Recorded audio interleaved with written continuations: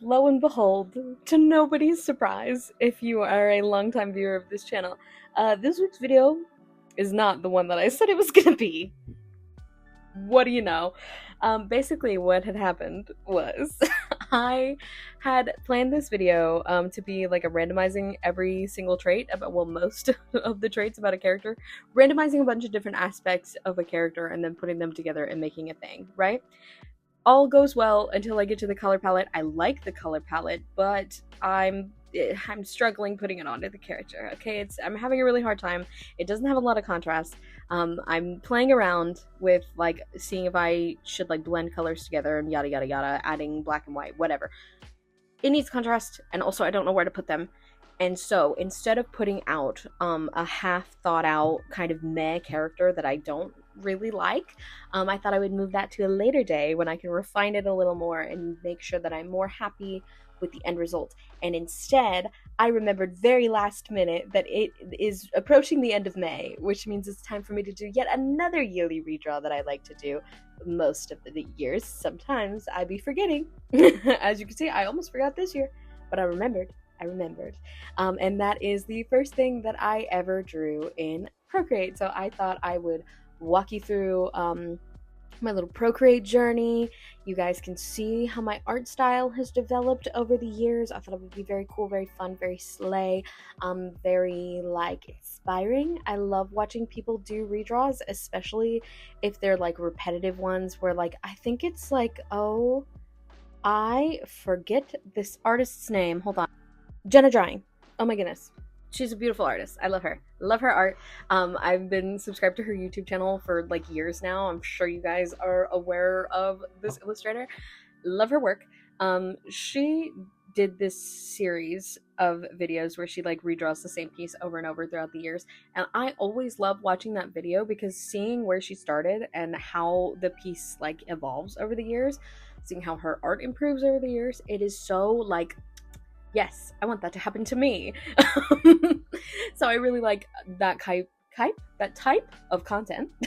It's what I was trying to say. My brain works faster than my mouth most of the time. So yeah, anyways, I love that type of content.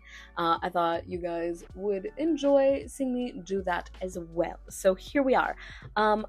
Here's the first thing I ever drew in Procreate right here on screen. And boy, does she have some history. Because so switching to Procreate in and of itself was kind of like a jump for me. Because for years and years and years, I was working on this flat tablet that didn't have a screen, because I broke the one that had a screen. I had a Huion screen tablet for a really long time that I loved, and I stepped on it when I was cleaning my room, and I killed her. Oh, it died. The screen destroyed. So I got really sad. I was doing traditional art for a while, took a few commissions, was able to save up for a little dinky, like flat, super cheap, like $60 tablet. Loved that thing to death. It was very small and also had the limitation of I have to have it plugged into my computer.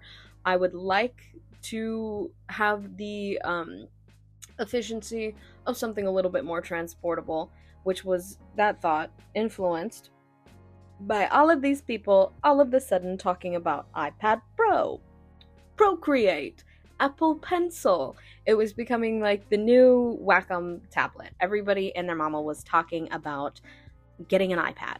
And so I was like, okay, that's ridiculous. I can't afford that. Can I? Yes, I can. I somehow managed to scrounge up enough money by like selling my old tablet, taking on a few commissions and things like that. I was able to get enough money to pay for an iPad, to buy Procreate. Good Lord, did it tank my bank account? I was devastated. It was so scary. But I loved my iPad. Spoiler alert, I am on a different iPad now. I upgraded since then. But that first little iPad, I mean, I've got so many videos on this channel of me recording on that thing. Sometimes just straight up me recording top down on my screen instead of showing you guys the screen recording. But oh my god, I love her so much. Not the point. The point was getting that tablet, switching to Procreate. I used to be a Painttool Sai user. And Lord, sometimes I miss her so bad. I love Painttool Sai. I will forever rep Painttool Sai. If you're like a desktop user and you're using anything other than Painttool Sai, please go download it. Please go download it. I promise you will not be upset. Switching to Procreate was so hard because by comparison with Paint Tool SAI, it was hard for several reasons, but the first of the few reasons was Paint Tool SAI has everything right in your face, but not in a cluttered, ridiculous way. It's like everything is so intuitive and you can customize it to fit how you would like to personally organize your workspace, which is so insanely helpful. I know a few other programs are like this as well, but Paint Tool SAI she did the thing. She did the thing and she did it first and she did it good. Okay? Okay, she did it well. It was gorgeous, beautiful. I used it for years and years and years, and it was so easy. I never, even from the first day that I downloaded the program, I never was confused about where anything was or what I was working on or how to change any sort of setting. It was amazing. It's perfect, right? I understood it right away. Switching to Procreate. Procreate was hard because for some reason, everything is hidden away, and I kind of like this on iPad because it like you don't have so much clutter on your screen. It's part of the reason that I don't like programs like Medibang or Clip Studio really. I've tried them. I do like them. There's like, you know, benefits to them, but there's so much on screen, and I think that's why they both have implemented simple mode similar to Procreate because it's so much nicer to look at less clutter on your screen when you're working from a small workspace anyways. But the reason that I didn't like it at first was because I didn't know where anything was. I did not know where a single, like, anything at all was on Procreate, okay? It was so hard. When I was making that piece that you guys saw a little bit ago, I was having to Google every single thing about it. I was having to Google, where's undo, where's redo, where's the lasso tool, where's the transform tool, how do I erase, where is this, what is this? I was having to Google, like, what every single icon does, how to save it, every single thing, because when you download Procreate, it's just icons, no words, you gotta guess. You gotta figure it out, okay? So that made it difficult, right? And then what made it more difficult was the fact that the brushes in Paint Tool SAI with the art style, the art that I liked to make, I was doing very painterly, okay? We're talking artists like Jenna Drawing, like Siren, like Lowish, who do like very like one layer style, gorgeous painting, blendy beautifulness. That was the thing on Paint Tool SAI. Everybody loved that about SAI, okay? The brushes, like people had 1.5 million brushes that would just blend for you and be gorgeous and amazing, be perfect. And they didn't have that in Procreate. I've searched. I literally have gone through the depths searching things like Paint Tool SAI brushes for Procreate. Like, I was struggling trying to get a brush that would do what brushes did in Paint Tool SAI, and I never found them. Spoiler alert. So how am I painting? We'll get to that. Okay, we'll get there. But when I first downloaded Procreate, I discovered this, that I couldn't draw the way that I wanted to, and I changed my art style, and it sucked. Not the art didn't suck. Well, that's debatable. Anyway, if your art looks like this, by the way, or looks like the stuff you might be seeing on screen at any point in time, like of the older pieces, please don't feel bad.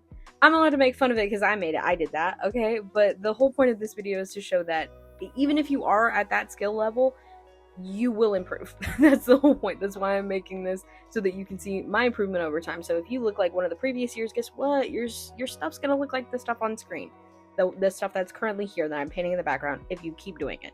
So don't feel bad if you hear me bagging on myself, because I will. But don't, that doesn't count. You don't count. That's not true. Okay? So don't do that. Anyways, what was I saying? Oh yeah, I changed my art style, and it didn't look bad, but it wasn't the stuff that I wanted to make, okay? I was doing very much like line art and cell shading because I didn't understand how to blend, and I didn't understand how to paint, and that made me really upset. I mean, my art was like that for a long time, like almost a year, because if we look at 2019, obviously, there's no painterly stuff happening here. You can see I tried to do it in the cheeks, but like it's literally like flat colors and really, really rough lines. Or like a sketch or something like that. But then we jump over into 2020, And it's getting there. It's getting a little more painterly. Okay, we still got the really rough, sketchy lines, but we're starting to get a little blend in the cheeks. That's mostly using the airbrush, though. I wasn't sure how to blend. I was trying all of these like paint brushes, but it wasn't really working. And then I don't remember what year this was, but you can see that it's happening in 2022. I finally discovered how to blend in Procreate. And this happened because I was watching somebody speed paint and I saw them click the smudge tool. And I was like, what? Rewind. What? Why? Because if you don't know, and pretty much literally any other program, like I'm talking like Paint Tool Sai, Photoshop, does anybody remember GIMP? Does anybody remember GIMP? Krita, anything like that, you don't want to touch this smudge tool. Don't touch it. It's the devil. It does not do what you think it is going to do. It will look bad and you will cry. It doesn't smudge anything. Okay, all it does is push things around in the worst way possible. It makes it all pixely and ugly and gross. I wish I could describe to you genuinely just how crappy the smudge tool is in literally any other program. So when I saw somebody click it in Procreate and then proceed to use it in a way that the smudge tool should work given the name, I was like, oh my god, you're joking. Are you, oh, okay, you can do that. And then my life changed. I was like, oh my god, I can go back to making painterly stuff. I stuck, believe it or not, to line art. Because I'd gotten so used to doing it by this point that I was like, what if I did line art, but then I just like painted underneath and then made it like really smooth and blendy. But then like my lines were really nice and crispy. And then it stayed that way. And I love it. I actually really enjoy doing that kind of work now. Every once in a while, I'll try to do like a one layer kind of thing. And it just takes me like triple as long as like normal art takes. And I'm like at this, like for a very similar end result, except just the lines are a little more smudgy. It's not worth it. It's not worth it. What I've taken to do recently is like doing line art, painting underneath, and then if I want a little bit more of like that painterly look, sometimes I'll go in over top and I'll paint over stuff like on top of the line art and things like that, like add more like dimension or whatever. But that is pretty much where my painterly style stops, because if I do it all on one layer, it hurts my brain and it's hard. Anyways, I finally learned how the smudge tool works, and that is how we got to 2024.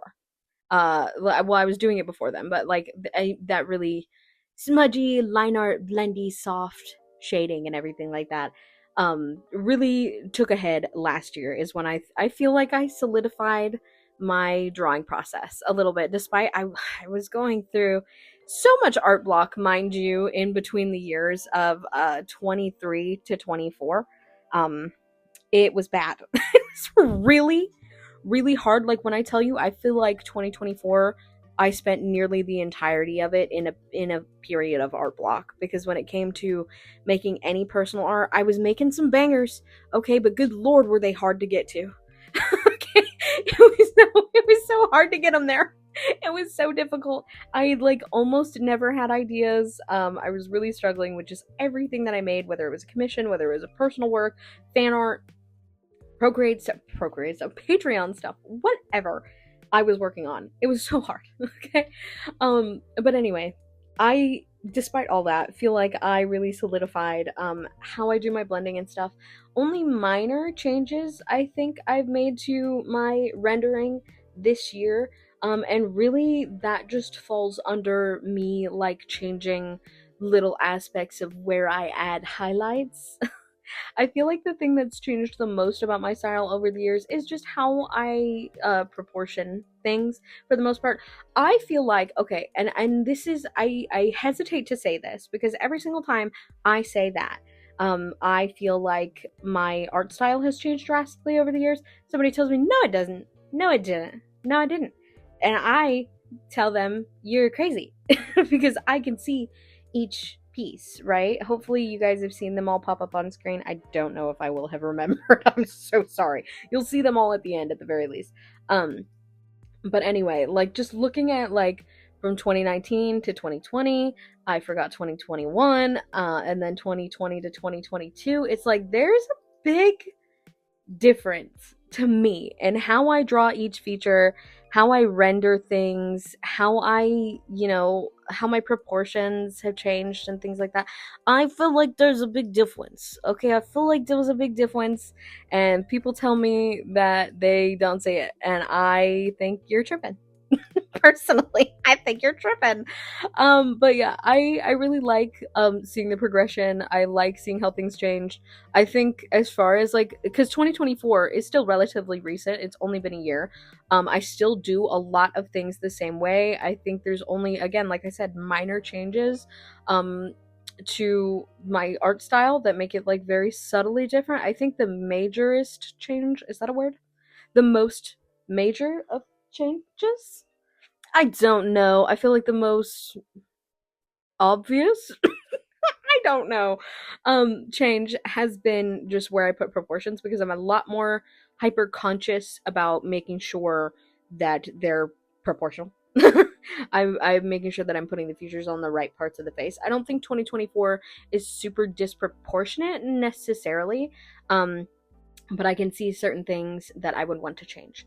I still think it's a very cute drawing. Okay, I'm more hyper conscious of things like that now, so I'm a little more focused. But like the rendering, again, very similar.